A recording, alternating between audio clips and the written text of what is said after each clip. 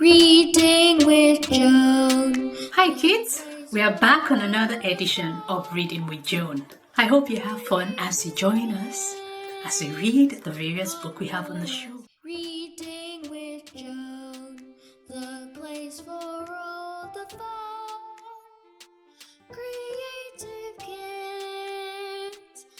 Welcome on RWJ. We're reading Black and British and we're starting from where Big J stopped. The black people had come to Britain in the 1950s and 1960s were also deeply disappointed and hurt when they discovered how difficult it was to find somewhere to live. Many landlords would not rent flats or rooms to black people, so thousands of black migrants had no choice but to look for rooms in the poorest parts of Britain's cities. Some were forced to rent rooms from corrupt landlords who charged very high rents for damp and dirty rooms. The result of this is that many black people paid far more than white people for similar accommodation. As the price is so high, people had to share a room and live in overcrowded accommodation. And also, every aspect of their life, the black migrants faced racism and discrimination. Sam King, one of the men who have come on the Britain and the Wingers, felt that a third of people still had imperialist ideas, such as that people from the colonies should be planting bananas and chocolate and whatever it is. Another third, he believed, mildly hostile to black migration, and the final third were called nice ordinary people who did not hold racist views. Sam King had first come to Britain during the Second World War and had served in the RAF. He was appalled by the racism he suffered, but despite it, he became the first black mayor of the London Borough of South Ward in 1983. Throughout the 1950s, British politicians remained opposed to migration of black people to Britain. The Marquess of Salisbury, who was a member of Winston Churchill's government, said that the arrival of large numbers of black people posed a threat to the racial character of the English people. In 1954, Churchill himself warned one of his colleagues that if West Indian migration continued, we would have a magpie society. That would never do. During this period, governments run by both the Conservative and the Labour Party carried out investigations into the black community and had the police and others write reports about them. But migrants from Europe were described in Parliament as first-class people who, if let into this country, would be of great benefit to our stock, and people are full of the spirits and stuff of which we can make Britain. Black men, and while migrants from Europe were described as in Parliament as first-class people who, if let into this country, would be of great benefit to our stock, and as people full of the spirits and stuff of which we can make Britain. Black men and women from the West Indies were described in government reports as unreliable and lazy and part of an immigration problem. Wow, not good at all. Race relations. In 1958, violence broke out in the city of Nottingham and later in the Notting Hill area of London. In both cases, the disturbances were called riots, but in reality, they were attacks black people and their homes carried out by gangs of young white men. In Nottingham, a group of white men attacked a black man who had been seen talking with a white woman in a bar. For several hours, West Indians in Nottingham were attacked by around 1,000 white men. 8 people were hospitalized. 1 week later in Notting Hill, 400 mainly young white men attacked local black people and their homes. Many of the white men involved in the Notting Hill riots came from other parts of London. The violence took place over several nights, and over 140 people were arrested by the police. The black people of Notting Hill, some of whom had walked in the fore, came together and fought to defend their community. In doing so, they were assisted by a few white neighbors. Much of the press and a number of politicians blamed black people for the disturbances. Long before the riots of 1958, politicians in Britain had wanted to change the law to make it more difficult for black people to come and settle in Britain. After the violence, they believed that public opinion had changed and was now more crucial for black migration. Politicians of all parties felt able to openly call for control and to be introduced to reduce the number of black people allowed to come to Britain. Even though black people from the West Indies and Africa and people from Asia were all citizens of the British Commonwealth. That's not nice, that's very mean. In 1962, the government of Prime Minister Howard Macmillan immigration law. Under the Commonwealth Immigrant Acts, only people who had been issued with employment vouchers were able to enter the UK from the Commonwealth. The 1962 Act was careful to restrict the number of vouchers available to the sorts of jobs black people typically did. This meant that while the new law had the effect of limiting the number of black people able to come and work in Britain, it did not significantly affect the migration of white people from places like Australia and Canada. The law was deliberately designed to limit black migration, but do so in a way that was subtle and that made no mention of race. It turns people who were under the 1948 British Nationality Act had been British subjects into immigrants. 7 years later, William Deeds, who had been a minister in the Macmillan government that had passed the new, admitted that the 1962 Act's real purpose was to restrict the influx of colored immigrants. We were reluctant to say that as much openly. What I learned was the new law. The new law, the British people didn't want lots of black people to come in, they wanted only a few people. And they knew that much of the white people got good jobs and were able to get voucher cards, like that one, like it said. But much of the black people they couldn't get. Only a few could come into Britain. That was what the new law is about. And I didn't even know there was a new law. I thought all the laws were just the same and never changed. Anyway, thank you for joining some Reading with Joan. Bye!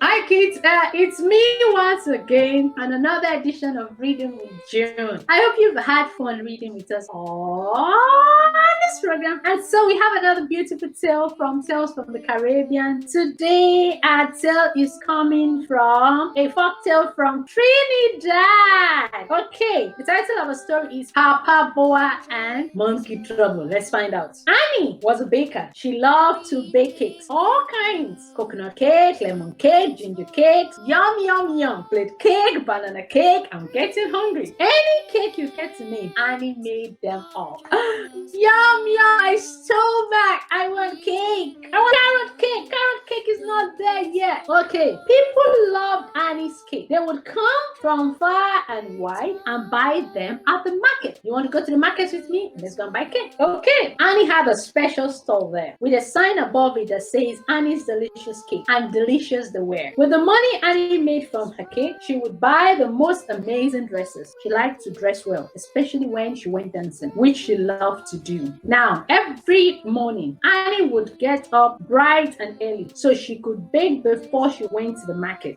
which was far away from where she lived. But on this particular morning, Annie didn't get up bright and early. She had been dancing the night before and had gone to bed long after midnight. She was tired and had slept long past the usual time. When Annie finally woke up, she couldn't believe what time it was. She had so much to do, so many cakes to bake and so little time to bake them all. Annie jumped out of her bed and started baking as quickly as she could. When she had finally loaded the last of her cake into a basket, she set up. The market was in town and most people walking alone would walk the road around the forest to get there. So would Annie on a usual day trip. However, on this day, Annie knew she were to take a long road around the forest. She would never get up to the market on time. Annie decided she would take the shortcuts through the forest itself and get to town. Well, everyone knew that anyone walking through the forest would take great caution. It was known that Papa Boa, the protector of the forest, forest and everything in it did not like too many people wandering around and disturbing his peace. Annie knew this, but she hoped that taking the shortcut would not disturb Papa Boa. After all, her plan was to dash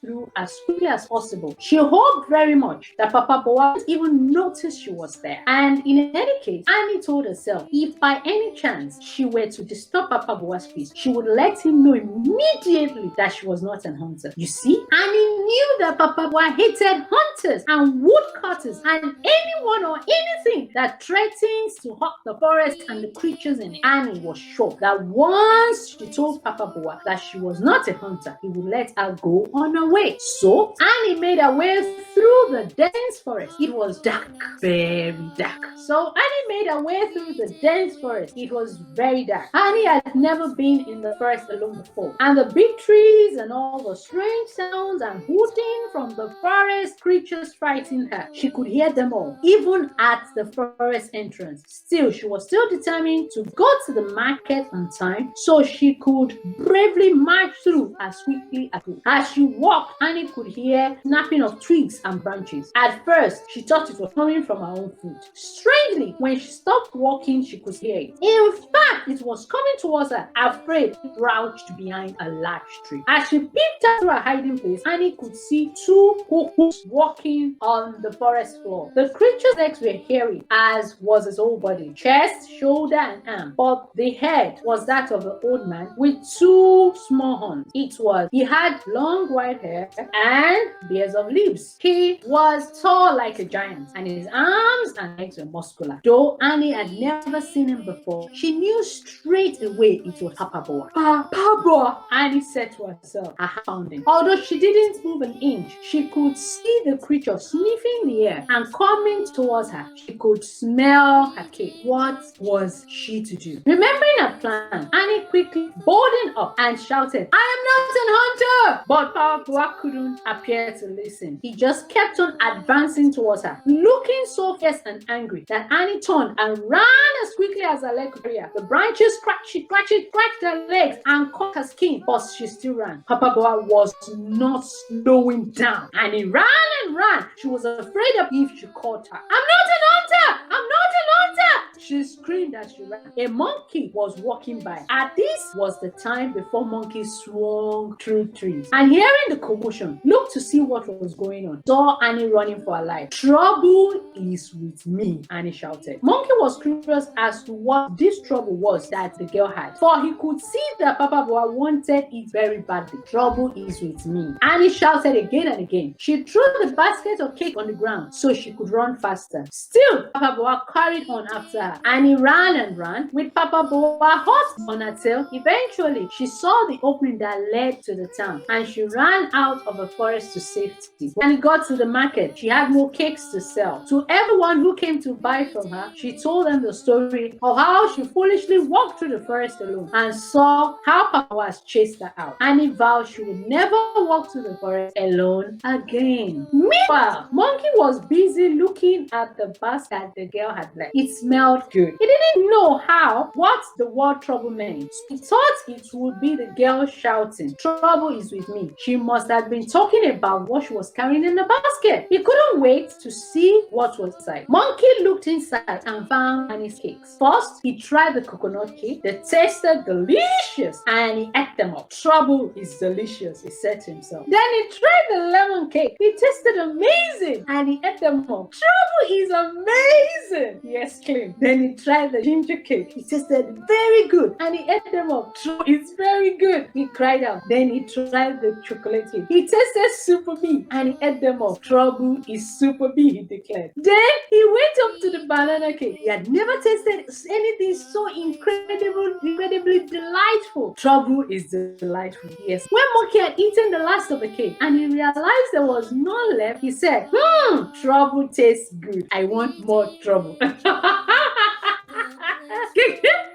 Now, Monkey didn't didn't know where to get more trouble from, so he decided to explore the direction in which Annie had gone. He walked quickly through the forest and made his way to the very opening of the forest that Annie had gone through. Arriving on the road, Monkey saw a small shop. He went inside. "I am looking for trouble," he said to the shopkeeper. Now, the shopkeeper thought it was a strange thing to ask for. No one would ever come into the shop looking for trouble before. He had known Monkey a very long time, and he didn't like Monkey much. He thought he was a bit foolish. The shopkeeper decided to have some fun with Monkey and tricked him. "You are looking for trouble, you say? I have plenty of it in my backyard. I will put it in the bag for you. How much do you want?" "A lot," said Monkey greedily. "Give me all you have. It will cost plenty of money," said the mischievous shopkeeper. "No problem," said Monkey. "Trouble tastes so good. Wait here," said the shopkeeper. He went out the back door. Sleeping in the shopkeeper's backyard was the most ferocious dog that you have ever seen. The shopkeeper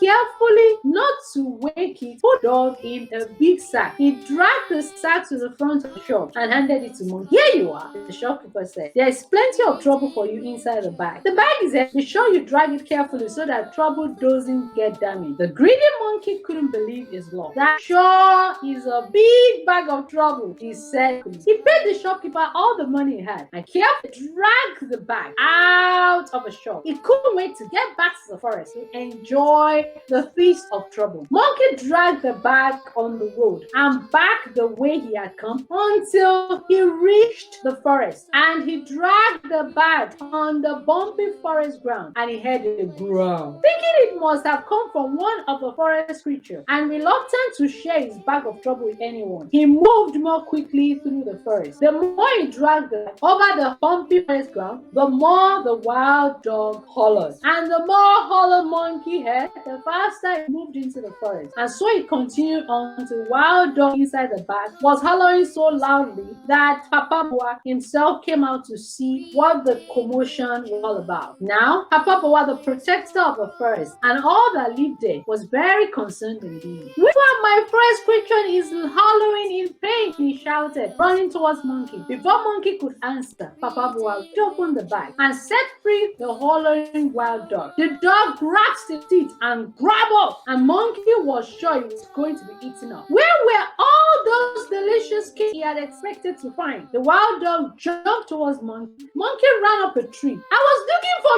trouble. I didn't know the wild dog was in the bag." Luckily, the wild dog could not climb the tree, and so he stayed below, backing up at Monkey fiercely. "Well, if you look for trouble, you find it," Papa Boa said triumphantly. From that day to this day, Monkey lived on trees, high up and away from the gnashing teeth of wild dogs, and all thanks to Annie and the delicious cakes.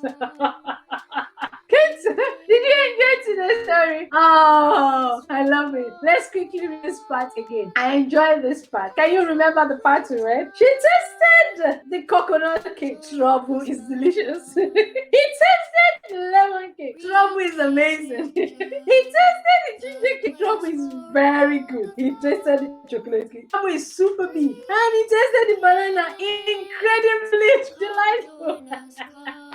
Okay, kids, what did you learn from today's story? Did you learn anything? I think for me, number one, you have to learn to understand what you are doing. Do not assume anything. Annie assumed that she was not going to disturb Papa Boa. The monkey assumed trouble means cake.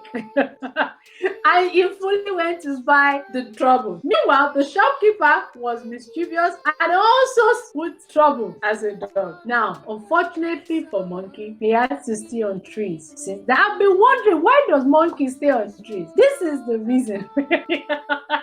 So, kids, learn a lesson. Do not assume. Assumption can end you in big trouble. Assumption ended Annie in trouble, and assumption ended Monkey in bigger trouble. So, thank you very much for listening with me on Reading with Joan. Anyway, I'll see you next time when we read another beautiful story. Stay away from assumption. So, I'll see you next time. Bye.